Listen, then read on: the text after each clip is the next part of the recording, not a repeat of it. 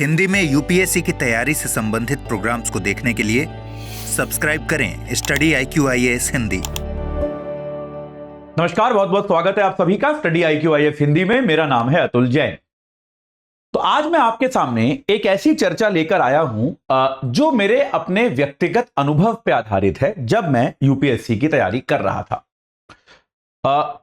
यह अनुभव केवल उस समय का नहीं है जब मैं यूपीएससी की तैयारी कर रहा था, बल्कि अब जब मैं यूपीएससी या बाकी अन्य परीक्षाओं के लिए पढ़ाता भी हूं तो भी मेरे पास एक बहुत बड़ी संख्या में इस तरह के सवाल आते हैं। आमतौर पर जो लोग तैयारी करने का मन बना रहे होते हैं या फिर तैयारी की शुरुआत करना चाहते हैं वो इसको लेकर बड़े कंफ्यूज रहते हैं, इस एक सवाल को लेकर। तो आज मैं आपको थोड़ा सा बताने की कोशिश करूंगा। बहुत ही सिंपल सा सवाल है। वो सवाल यह है कि यूपीएससी की तैयारी के लिए पुस्तकों का चयन कैसे करें, कि आप जो है यूपीएससी की तैयारी के लिए कोचिंग इंस्टीट्यूट कैसे चुनते हैं, या कोचिंग करनी है नहीं करनी है, तैयारी इस साल से करनी है उस साल से करनी है, ये सारे निर्णय तो आप जीवन में लेते हो, ठीक है। लेकिन आज हम बात करेंगे सिर्फ एक टॉपिक की, वो है किताबें, कि यूपीएससी की तैयारी में आप किताबों का चयन कैसे करते हो। अच्छी किताब, वो किताब जो आपकी मदद कर पाए तैयारी करने में, उस पुस्तक का चयन आप कैसे करते हो, इसके बारे में आज हम चर्चा करेंगे। तो ये चर्चा बस 10-15 मिनट की चर्चा होगी, बहुत ही सिंपल सी है, ठीक है। तो इस चर्चा के पहले मैं आपको यह बता दूं कि सबसे पहले कि भाई 4 अप्रैल आज है, लास्ट डे है हमारे P2I बैच से जुड़ने का। तो आप AJ लाइव कोड लगा के इस बैच से जुड़ सकते हैं। इस बैच में जैसा कि आप जानते हैं ये AJ लाइव कोड लगाएंगे तो आपको ये बैच 29,999 रुपए का मिलेगा। 2025, 2026, 2027 के जो हमारे अभ्यर्थी हैं उनके लिए बैच यूजफुल है। इसमें आपको रोज 3 घंटे की live class, mentorship, daily practice questions और उनका इवैल्यूएशन, और साथ के साथ प्री और मेंस के test series, handwritten notes, और इन सब चीजों के साथ साथ आपको 18 किताबों का सेट मिलेगा जिसमें हमारी यूपीएससी की जो स्टडी IQ की सारी किताबें हैं हिंदी में, वो आपके घर पहुंचेंगी। और इसके अलावा जो है, अगर आप प्री क्वालिफाई करते हैं तो मेंस की तैयारी के लिए आपको हम दिल्ली बुलाएंगे, अपने कैंपस में रखेंगे, अपने साथ रखेंगे। आपका रहना, खाना, पढ़ना सब कुछ इसी फीस के अंदर समावेशित होगा, इसी फीस के अंदर इंक्लूडेड होगा, ठीक है। ये आपको याद रखना है, ठीक है भाई, इसमें कोई दिक्कत नहीं है। तो चलिए अब आते हैं हमारी आज की प्रमुख चर्चा पर, और वो चर्चा है यूपीएससी की पुस्तकें। तो पहला सवाल तो यह है कि जो बहुत ही बेसिक सवाल है जिसका जवाब मैं 1 सेकंड में दे सकता हूं, कि यूपीएससी की तैयारी के लिए क्या पुस्तकें चाहिए। कई बार लोग यह भी पूछते हैं कि सर किताबें खरीदने की जरूरत भी है क्या, कि क्या आपको पुस्तकें खरीदनी चाहिए या फिर नहीं खरीदनी चाहिए। तो यार एक शब्द में, एक लाइन में इसका उत्तर है हां। मतलब देखिए, हम कितना भी ये कह दें कि भाई आजकल ऑनलाइन तैयारी है, डिजिटल रिसोर्सेज है, मैं ये नहीं कह रहा कि किताबों की हार्ड कॉपी चाहिए, आप किताबों की सॉफ्ट कॉपी भी ले सकते हैं। अगर आप, जैसे कुछ लोग ऑनलाइन पढ़ लेते हैं, कुछ लोग ऑनलाइन नहीं पढ़ पाते, उनका फोकस नहीं बन पाता, ये आपके ऊपर निर्भर करता है, लेकिन तब भी किताबों की आवश्यकता है। कुछ विषयों में जो विषय वस्तु है वो भी किताबों से होती है, जैसे फॉर एग्जाम्पल पॉलिटी इत्यादि है। पॉलिटी में जैसे क्या है, एक स्टैंडर्ड किताब बड़ी प्रसिद्ध है जिसको हम लक्ष्मीकांत के नाम से जानते हैं, आप सभी जानते हैं। लक्ष्मीकांत की जो किताब है वो बड़ी प्रसिद्ध है, आमतौर पे बड़ी चर्चा होती है उस किताब की, और सबसे अच्छी किताबों में से एक मानी जाती है, इसमें कोई डाउट नहीं है। जब मैं छात्र था तब मैं भी लक्ष्मीकांत पढ़ता था, और अब अभी आप लोग छात्र हैं, आप भी लक्ष्मीकांत पढ़ते हो। अब तो मतलब एक आइकॉनिक किताब मानी जाने लगी है कि पॉलिटी पढ़नी है तो आपको लक्ष्मीकांत तो पढ़नी ही पड़ेगी। एक इमेज, एक ऐसी रेप्यूटेशन उस किताब की है। खैर, लेकिन बात यहां पे लक्ष्मीकांत की नहीं है, बात यह है कि किताबें आपको चाहिए कुछ विषयों में। जैसे पॉलिटी में क्या होता है, वो विषय को अच्छे से कवर करती है। यह आपको क्यों चाहिए होता है, विषय की कवरेज के लिए। कुछ विषय जैसे अर्थशास्त्र होते हैं, अर्थशास्त्र में दुर्भाग्यवश कोई भी बहुत अच्छी किताब उपलब्ध नहीं है, यह बात हमको पता है। मैं अपने लेक्चर्स में कई बार बता चुका हूं जब मैं इकोनॉमिक्स पढ़ाता हूं कि रमेश सिंह एक ऐसी किताब है जो बहुत बड़ी है, वॉल्यूमिनस है, लेकिन वो किताब जो है आमतौर पे छात्र छात्राओं को समझ में आती नहीं है, विद्यार्थियों के सर के ऊपर से निकल जाती है। तो लेकिन तब भी इकोनॉमिक्स में भी मैं अपने छात्र छात्राओं को, अपने विद्यार्थियों को मैं उनसे आग्रह करता हूं कि कोई सी भी एक किताब वो जरूर खरीदें, जिसको मैं कहता हूं कि वो रेफरेंस बुक की तरह उसको प्रयोग करें। रेफरेंस बुक से मेरा मतलब क्या होता है, जैसे आप डिक्शनरी का प्रयोग करते हैं। अगर आप मेरे लेक्चर सुन रहे हैं इकोनॉमिक्स के तो वो आपकी तैयारी के लिए काफी हैं, लेकिन आप क्या करें, किताब खरीद के उसको रेफरेंस बुक की तरह यूज करें। जैसे डिक्शनरी को आप खोल के पढ़ते नहीं है ना उससे, लेकिन क्या होता है कि अगर आप आपको कोई कठिन शब्द मिला जिसका तात्पर्य आपको नहीं पता, तब आप डिक्शनरी का प्रयोग करते हैं। किताब का प्रयोग रेफरेंस के लिए भी किया जा सकता है। कई बार किताबों का प्रयोग जो है वो रिवीजन के लिए किया जा सकता है। ठीक है, कई बार किताबों का प्रयोग जो है वो अपनी नॉलेज के जो गैप्स हैं, जो आपकी नॉलेज में गैप रह गए होंगे कि भाई आपने पढ़ा होगा लेकिन आपको ये गारंटी नहीं, आपने किसी स्रोत से पढ़ा और ये आपको अभी सुनिश्चित नहीं हो पा रहा, आपको कॉन्फिडेंस कम आ रहा है कि यार ये वाला जो मैंने पढ़ा है पता नहीं मेरी तैयारी जो है वो पूरी हुई है या फिर नहीं हुई है। तो इसका जो है ये जानकारी जो है आप ये गैप फिलिंग जो है इसके जरिए कर सकते हो, आप उन पुस्तकों के जरिए कर सकते हो। तो किसी ना किसी प्रकार से आपको किताबें खरीदनी तो पड़ेंगी, किताबों की आवश्यकता आपको पड़ेगी। अब सवाल यह आता है कि किताबें चुने कैसे। पहला सवाल यह आता है कि किताबें चुने कैसे। मैं आपको यहां पे अपना एग्जांपल देता हूं। जब मुझे याद है आज भी, मैं आईआईटी कानपुर का छात्र था, मैं मेरे ख्याल से 3rd ईयर में पढ़ता था, उस समय मैं अपने इंजीनियरिंग के 3rd ईयर में था। तब मेरे को ये आइडिया आया कि यार यूपीएससी की तैयारी करी जाए। 2nd ईयर खत्म हो रहा था, 3rd ईयर ऐसे कभी था मैं। तब मैंने सोचा कि चलो यार यूपीएससी की तैयारी थोड़ी सी, या 4th ईयर में था शायद, नहीं 3rd में था, तो यार चलो यूपीएससी की तैयारी करी जाए। यूपीएससी की तैयारी के बारे में थोड़ा बहुत सोचते हैं। तो जैसे आप शुरू में सोचना शुरू करते हो ना कि यार आपके कुछ सीनियर्स का सिलेक्शन हुआ तो आपको लगता है यार आप भी कर सकते हो। आपकी सोच थोड़ी सामाजिक थी, सब बोलते थे यार तू तो आईएएस बन जाएगा, तेरा तो सोच वैसी ही है। तो आप तैयारी शुरू करते हो, तो आप अपने रूम पे हिंदू मंगाने लगते हो, द हिंदू अखबार आप पढ़ना शुरू करते हो। ये एक अच्छी आदत पड़ी मेरे को, तब से जो मैं हिंदू पढ़ रहा हूं वो आज तक पढ़ रहा हूं। और उसके अलावा अब जैसे मैंने रैंडमली, उस समय इंटरनेट इतना विस्तृत नहीं था, ऑनलाइन कुछ मटेरियल होता नहीं था, तो मैंने ऐसे ही देखना शुरू किया कि कौन सी किताबें। सबको लगता है यार शुरुआत चलो इतिहास से करते हैं, इतिहास तो आसान है, कहानी जैसा है, पढ़ लेंगे। तो इतिहास के लिए मेरे को 2 किताबों का सुझाव आया। मुझे आज तक किताबों के नाम याद हैं। एक किताब थी the wonder that was India, जो A.L. बाशम साहब की थी, और दूसरी किताब थी जवाहरलाल नेहरू की लिखी हुई डिस्कवरी ऑफ इंडिया। मैं तुरंत आईआईटी कानपुर में एक बाजार था, शॉपिंग सेंटर था, मैं वहां पर गया और किताबों की दुकान से ये 2 किताबें खरीद लाया, सोचकर कि यार चलो इन किताबों के साथ यूपीएससी की तैयारी का श्री गणेश किया जाए, थोड़ी शुरुआत करी जाए कि थोड़ा बहुत पढ़ाई यूपीएससी के लिए करनी शुरू करते हैं। दोनों किताबें मैंने पढ़ी। दोनों में से कोई भी किताब आसान किताब नहीं है। आप में से कुछ लोगों ने शायद इनमें से कोई किताब पढ़ी हो, शायद ना पढ़ी हो। दोनों में से कोई भी किताब पढ़ने के लिए बिल्कुल आसान किताब नहीं है। दोनों किताबें बहुत कठिन हैं, बहुत जटिल हैं। और तो मैंने कई महीने मेहनत करी, मतलब मुझे इन किताबों को पढ़ने में कई महीने लगे कि यार इतनी मुश्किल अंग्रेजी, इतने मुश्किल कॉन्सेप्ट समझ में आने में बहुत टाइम लगा। कोई टीचर तो था नहीं, खुद से पढ़ रहा था। तो यार ये चीजें पढ़ के समझ में आने में मेरे को कई महीने लग गए। मेरे को बड़ा मजा आया, मतलब मैं बहुत सीखा इन किताबों से। ऐसा नहीं है कि मेरे को जो ज्ञान मिला वो ज्ञान मेरे लिए उपयोगी नहीं था या फिर कुछ भी। बहुत अच्छी किताबें हैं, मैं बिल्कुल भी ये नहीं कह रहा किताबें अच्छी नहीं है, लेकिन मेरा सवाल ये है कि यूपीएससी की तैयारी के लिए क्या इन किताबों ने मेरी बिल्कुल भी मदद की? क्या इन किताबों ने, देखिए किताब का एक लक्ष्य यह भी होता है ना कि वो आपको एक तो सिखाए, और सिखाने के साथ साथ उपयोगी चीजें सिखाए, और तीसरी बात कि आपको और नई चीजें सीखने के लिए प्रेरित भी करे, कि एक किताब पढ़ के आप ऐसे ना हो जाओ कि यार बस भगवान के लिए अब मैं और नहीं पढ़ सकता। तो मेरे साथ लगभग वो हो गया। मैंने इन किताबों को पढ़ा, मेरे को अच्छा भी लगा, मैंने कई महीने लगाए। एक तो जरूरत से ज्यादा समय लगा, उस समय में मैं और शायद कुछ और चीजें कर सकता था। साथ के साथ मैंने ये जो किया भाई, इसके अलावा मुझे क्या समझ में आया कि यार अब मैं थक गया और मेरा फिर जो मोटिवेशन था वो कम हो गया। तो यहां पे आवश्यक चीज ये है कि आप जब पुस्तकों का चुनाव करें तो हमेशा, मैं बार बार ये बात कहता हूं कि यूपीएससी के जो एग्जाम है उसको एक प्रोजेक्ट की तरह लें कृपया। मतलब यूपीएससी जो है उसको एक प्रोजेक्ट की तरह माने कि यार ये एक प्रोजेक्ट है, इसमें मुझे ये 20 विषय पढ़ने हैं इतने दिनों के अंदर। कभी भी यूपीएससी को ऐसा ना माने कि मैं तो किसी एक विषय में एकदम दुनिया का सबसे बड़ा विचारक बन के दिखाऊंगा।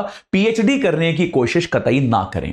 तो अगर आप प्रोजेक्ट के लिए जाएंगे तो आपको किताबें कैसी चुननी पड़ेंगी? सबसे पहली बात, जो परीक्षा के अनुकूल हो।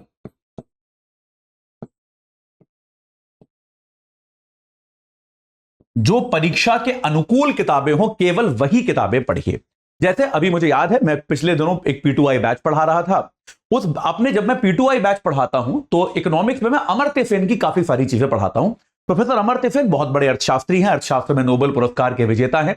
प्रोफेसर अमर्त्य सेन की मैं काफी सारी चीजें पढ़ाता हूं। आप में से कुछ लोगों ने मेरे साथ P2I किया होगा तो आप जानते होंगे। ये अभी जिनको नोबेल प्राइज मिला था, एस्टर डफलो और अभिजीत बैनर्जी, इन दोनों का भी काफी काम मैं अपने P2I बैचेस में पढ़ाता हूं, क्योंकि मुझे लगता है कि जो आजकल के नए अर्थशास्त्री हैं उनके काम का भी आप प्रयोग करें तो वो जरूरी होगा। अभी जिन कानमैन साहब की मृत्यु हुई हाल ही में, उनका काम भी मैं काफी सारा बताता हूं P2I बैचेस में। तो यार अक्सर बच्चे पूछते हैं सर अमर्त्य सेन की मैं कौन सी किताब पढ़ लूं, आप किताब का नाम बता दीजिए। मैं उनको यही कहता हूं कि अमर्त्य सेन की आप कोई भी किताब मत पढ़ो। अभी आपके लिए समय सही नहीं है कि आप अमर्त्य सेन की कोई भी किताब पढ़ो, पूरे सम्मान के साथ अमर्त्य सेन जी की तरफ, कि मैं बिल्कुल ये कह रहा हूं अमर्त्य सेन जी बहुत ही ब्रिलियंट, मतलब प्रोफेसर अमर्त्य सेन तो यार मतलब दुनिया के सबसे जाने माने अर्थशास्त्रियों में से एक हैं। उनके काम की आलोचना करना भी मेरे लिए संभव नहीं है। मैं उनका 0.001% भी इकोनॉमिक्स शायद मैं नहीं सोच सकता, लेकिन तब भी एक यूपीएससी एस्पिरेंट के लिए प्रोफेसर अमर्त्य सेन की किताब पढ़ना उचित नहीं है, क्योंकि वो परीक्षा के दृष्टिकोण से नहीं लिखी गई। तो आप वो किताबें पढ़िए जो परीक्षा के अनुकूल है। जैसे अगर मैं अपने विषय की बात करूं तो अगर आप मान लीजिए उमा कपिला नाम की एक किताब आती है इकोनॉमिक्स की, बच्चे अक्सर वो ले आते हैं, यार वो 700 पेज की किताब है, 700-750 पेज की किताब है, और वो क्या किया गया है, वो यूनिवर्सिटी के स्टूडेंट्स के लिए लिखी गई है। अब यार एकेडमिक किताबों में कॉन्सेप्ट ज्यादा होते हैं, करंट अफेयर्स के आधार पे वो कभी अपडेट नहीं होती। तो इस तरह की किताबें जो है मैं आग्रह करूंगा कि इनको ना पढ़ा जाए। किताब आप वो चुने जो आपकी परीक्षा, जो यूपीएससी वगैरह के लिए लिखी गई है। कोई भी ऐसी किताब जो आपके यूपीएससी या बाकी पीएससी परीक्षाएं जो हैं उनके अनुकूल जो लिखी गई है वो आप किताब लेकर आए। भले ही उसमें आपको क्वालिटी थोड़ी सी कम मिले, आपको ऐसा लगे कि यार चलो ये किताब तो थोड़े से, मतलब अब यार ऑब्वियसली अमर्त्य सेन और अब मैं दूसरे व्यक्ति का नाम नहीं लूंगा, लेकिन जो यूपीएससी के लिए किताबें लिखता है उन दोनों की किताबों में, उन दोनों के व्यक्तियों में तो कोई तुलना नहीं है ना। लेकिन तब भी आप उसी व्यक्ति की पुस्तक लेके आए जो यूपीएससी के लिए पढ़ाता है। ऐसे अगर मैं पॉलिटी के लिए कहूं तो आप लक्ष्मीकांत लेकर आइए, बजाय इसके कि आप डीडी बसु ले आए या कुछ इस तरह की किताबें ले आए जो राजनीति शास्त्र पे बहुत महान विचारक हैं। उनकी किताबें मत लेके आओ, कोई फायदा नहीं होगा। परीक्षा अनुकूलन बहुत इंपॉर्टेंट चीज है, ये आपको याद रखना है। एक बात ये भी याद रखिए कि ऐसी किताब लाइए जो अपडेट होती हो, जिस किताब में अपडेट हो ऐसी किताब लेकर आइए। देखिए होता क्या है, अक्सर पुस्तकों में क्या होता है, लेखक एक बार जीवन में किताब लिखने में बहुत टाइम लगता है, मतलब सालों की मेहनत जाती है, वर्ष लग जाते हैं किताब लिखने में। लेखक एक बार वो किताब लिखता है, पब्लिशर को दे देता है, किताब अगर फेमस हो जाती है तो वो साल दर साल बिकती रहती है। और उसमें एक, जैसे मान लीजिए इकोनॉमिक्स का एग्जांपल दूंगा, जो बजट आया तो बजट पिछले साल का पिछला बजट था, इस बार वो चैप्टर निकाल के नया बजट डाल दिया। लोग इतना बदलते हैं। लेकिन कुछ अच्छी किताबें जो होती हैं वहां पर आपको क्या देखने को मिलेगा, उसके जो एग्जाम्पल्स हैं, उसके जो आंकड़े हैं, उसकी जो नीतियां हैं, उनमें भी आपको परिवर्तन देखने को मिलेगा। अब जैसे अगर हम वैश्वीकरण की बात कर रहे हैं, मैं इकोनॉमिक्स की बात करूं तो वो किताब मत लीजिए जिसमें केवल वैश्वीकरण पे बात खत्म हो गई हो। वो किताब लीजिए जिसमें यह भी बताया गया हो कि कोविड के बाद किस तरह से दुनिया में वैश्वीकरण के खिलाफ भी माहौल बना और भारत ने भी एक आत्मनिर्भर भारत बनाने की बात की। तो जिन किताबों में अपडेट प्रदान किए गए हो ऐसी किताबें आप लीजिए। ऐसी किताबें मत लीजिए जो जैसी 20 साल पहले थी वैसी ही आज भी है, कोई फर्क उनमें नहीं हुआ। ऐसी किताबें आप मत लीजिए। तीसरी बात जो है, कृपया ऐसी किताबें लीजिए जो बहुत मोटी ना हो, मतलब जो बहुत ज्यादा विशालकाय ना हो। क्योंकि यार आप, बहुत सीधी सीधी बात है, बहुत आसान काम है। देखिए संक्षेप में लिखना बहुत बड़ी आर्ट होती है। किसी किताब को 1000 पेज की बनाना बहुत आसान काम है, लेकिन यार बहुत अच्छी किताब भी होगी, मैं उसकी क्वालिटी पे संदेह नहीं कर रहा, लेकिन यार आपके पास 1000 पेज की किताब पढ़ने का समय है क्या? मतलब आप ये बताइए, आपके पास वक्त रहेगा क्या कि आप एक 1000 पेज की किताब को पढ़ के उसको रिवाइज कर पाए, उसके नोट्स बना पाए, उसके आधार पे आप चिंतन मनन कर पाए? इतना टाइम है क्या आपके पास? हमेशा याद रखिए जो पहला पॉइंट था वो क्या था, प्रोजेक्ट, कि यूपीएससी का एग्जाम जो है वो एक प्रोजेक्ट है। और उसमें आपको प्रोजेक्ट का मतलब ये नहीं है कि मैं इकोनॉमिक्स में तो 100% सही करूंगा। आप इकोनॉमिक्स में 100% सही करो, बाकी सारे सब्जेक्ट में फेल हो जाओ, कोई फायदा नहीं है उसका। बजाय इसके कि आप इकोनॉमिक्स में भी 90% 80% करके आओ, बाकी सारे विषयों में भी आप 70-80% करके आ जाओ, तो आपका सिलेक्शन होने की संभावना ज्यादा है। तो कृपया ऐसी किताब मत लाइए जो विशालकाय, ऐसी किताब मत लाइए जो मतलब विशालकाय हो, जो बहुत ज्यादा बड़ी बल्कि किताब हो, ऐसी भी कोई किताब आप मत लाइए। ऐसी भी किताबें आप जो हैं वो ना लाएं जिनकी भाषा बेहद दुष्कर हो, जिनकी भाषा जो है वो बेहद दुष्कर हो, ऐसी किताब मैं आग्रह करूंगा कि आप ना लाएं। मतलब ऐसी किताब जिसमें आपको पढ़ के समझ ही नहीं आ रहा है, जैसे ए.एल. बाशम की the wonder that was India जो मैं लेके आया, यार वो अंग्रेजी ही समझने में मेरे को बड़ा समय लग जाता था। तो यार ऐसी किताबें भी आप ना लाएं जिनकी हिंदी आपको समझ में ना आए कि पता नहीं क्या कहा जा रहा है, क्या लिखा जा रहा है, ऐसी किताबें भी आप ना लेकर आए। किताबों के साथ एक बात और याद रखें, किताबों को बार बार बदलें नहीं, ठीक है। तो ये एक सत्य है, मतलब कि ये यूपीएससी एस्पिरेंट्स के बारे में कहा जाता है कि यूपीएससी एस्पिरेंट जो है वो रियल लाइफ में कलेक्टर बने ना बने, किताबों का कलेक्टर जरूर बन जाता है। किताबें और स्टडी मटेरियल इकट्ठा करना हमारे देश की नेशनल हॉबी है। लोगों को ऐसा लगता है कि मैं बहुत सारी किताबें इकट्ठी कर लूंगा तो मेरी पढ़ाई अच्छी हो जाएगी, इससे कुछ नहीं होता। तो आप प्रयास ये कीजिए कि आप अगर सोच समझ के, विचार करके, मंथन करके आप एक स्रोत से किताबें लीजिए, एक किताब लीजिए, और फिर आप प्रयास, जब तक आपको उस किताब में कोई खास दिक्कत ना हो रही हो, किताब तब बदलिए जब आपको लगे कि यार ये किताब तो बेकार है, इससे मेरा कुछ नहीं हो रहा है, तो आप उस किताब को बदलिए। लेकिन किताब को बदलने का कारण यह नहीं होना चाहिए कि मैं सड़क पे जा रहा था, एक मेरा मित्र मिला, उसने कहा अरे तू रमेश सिंह पढ़ रहा है, वो तो एकदम बेकार किताब है, संजीव वर्मा पढ़, उस पे तेरा सिलेक्शन होगा, और आप तुरंत बाजार में गए संजीव वर्मा खरीद लाए। किताबें ऐसे मत बदलिए, इस कारण से मत बदलिए। एक ही टॉपिक को 10 किताबों से मत पढ़िए, यह भी याद रखिए। तो एक तो मैंने आपको क्या बताया, परिवर्तन किताबों में केवल तब कीजिए जब आपको समस्या आ रही हो, कोई बड़ी समस्या आ रही हो, और यह भी याद रखिए वो समस्या आपकी तो नहीं है, ऐसा तो नहीं कि आप पढ़ ही नहीं रहे हो, ठीक है। तो परिवर्तन केवल समस्या पर करें, अन्यथा ना करें। इसके अलावा यह बात स्पष्ट हुई, एक टॉपिक जो है कृपया उसको 10 किताबों से ना पढ़ें, एक टॉपिक एक किताब। यह आप एक नियम बनाएं कि भाई एक टॉपिक जो है वो मैं एक किताब से पढ़ूंगा, अगर मेरे को समझ में आ गया तो, समझ में नहीं आया तो ऑब्वियसली आप दूसरी किताब की तरफ जा सकते हैं। लेकिन यह मत सोचिएगा कि यार संविधान संशोधन समझ में तो आ गया, लक्ष्मीकांत से तो पढ़ लिया, अब चलो डीडी बसु से भी पढ़ लेते हैं, अब चलो सुभाष कश्यप से भी पढ़ लेते हैं, अब चलो फलाना कोचिंग के नोट से भी पढ़ लेते हैं। ये मत करते रहो, आगे बढ़ो, अगले विषय पे जाओ, बहुत सारी चीजें आपको पढ़नी है। तो ये कुछ सिद्धांत जो हैं, बेसिक सिद्धांत, इनका आप पालन करोगे तो आप किताबों के चयन में गलती नहीं करोगे। यहां पर मैं आपको बताना चाहता हूं कि भाई स्टडी IQ के पास जो अभी किताबें हैं, जो हमारी 18 किताबों का सेट है, मैं आग्रह करूंगा कि आप एक बार इन किताबों का भी प्रयोग करके देखें। ये किताबें यूपीएससी के ट्रेंड के हिसाब से लिखी गई हैं, जिस तरह के सवाल यूपीएससी पूछता है उसके हिसाब से लिखी गई हैं, बेहद स्पष्ट, सरल और बहुत ही ज्यादा जो हम कहते हैं छात्र परक, जैसी भाषा छात्रों को समझ में आती है, विद्यार्थियों को समझ में आती है, वैसी भाषा में लिखी गई है। आपको हर चीज के एग्जाम्पल मिलेंगे, ऐसा कोई टॉपिक नहीं है जिसको एग्जाम्पल के बिना, इलस्ट्रेशन के बिना बताया गया हो कि भाई देखो अगर ऐसा होता है तो ये बॉन्ड, जैसे बॉन्ड मार्केट लोगों को समझ में नहीं आता, बॉन्ड मार्केट में आपको हर बॉन्ड के कम से कम एग्जांपल्स दिए गए होंगे कि इतने में खरीदा, चलो 110 रुपए का था तो अब 115 का बिक गया, तो कीमत बढ़ गई तो ब्याज दर कम हो गई, वगैरह वगैरह। हर चीज के आपको एग्जाम्पल यहां पर मिलेंगे। और ये किताबें, क्योंकि ये स्टडी IQ खुद बनाता है, तो निश्चित तौर पे एग्जाम के लिए बनी है, और हर साल ये किताबें अपडेट होती हैं। तो अगर आप इस समय हमारे P2I बैच से जुड़ेंगे, जिसका अंतिम तारीख आज है, जिससे आप आज जुड़ सकते हैं, याद रखिएगा AJ लाइव कोड लगाकर 29,999 में आप इससे आज जुड़ सकते हैं। तो आपको जो हमारे 2025, 26, 27 में एग्जाम देने वाले अभ्यर्थी हैं उनके लिए ये कोर्स है। तो आपको इसमें 29,999 में रोज 3 घंटे की लाइव क्लास मिलेगी, मेंटोरशिप मिलेगी, डेली प्रैक्टिस क्वेश्चंस मिलेंगे, उनका इवैल्यूएशन मिलेगा।